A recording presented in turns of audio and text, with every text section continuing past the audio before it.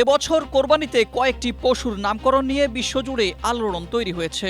Donald Trump, Netanyahu, Modi কিংবা নেইমারের নামে কয়েকটি মহিষের নামকরণ এখন বিশ্ব গণমাধ্যমের প্রধান খবর হয়ে উঠেছে। গত কয়েক বছর ধরে কোরবানির পশুর হাট কিংবা খামারে সমসাময়িক ঘটনার পরিপ্রেক্ষিতে গরু মহিষের নামকরণের প্রবণতা দেখা যাচ্ছে।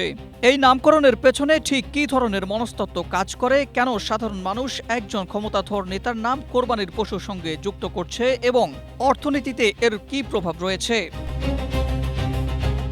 এবারের কোরবানিতে পশুগুলোর নামকরণের মধ্যে সবচেয়ে নজর কেড়েছে ডোনাল্ড ট্রাম্প নামের একটি অ্যালবিনো জাতের মহিষ।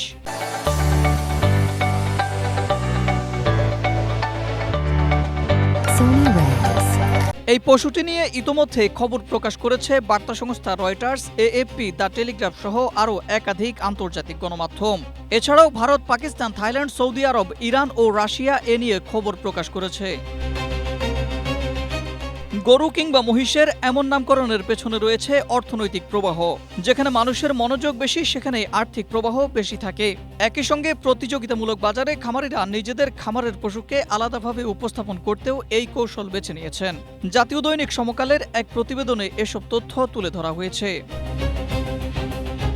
তবে অর্থনীতির পাশাপাশি রাজনীতিতেও এর একটা প্রভাব রয়েছে। রাশিয়ান দার্শনিক মিখাইল বাখতিনের কার্নিভালেস্ক তত্ত্ব অনুযায়ী পশুর এমন নামকরণের মাধ্যমে বিশ্ব রাজনীতির পরাক্রমশালী ব্যক্তিরা নগণ্য ও ব্যঙ্গাত্মক চরিত্রে পরিণত হন এবং সাধারণ মানুষ পরোক্ষভাবে ক্ষমতাশালী ব্যক্তিকে ব্যঙ্গ করার সুযোগ পান। Ahmed Imtiaz, Asia post.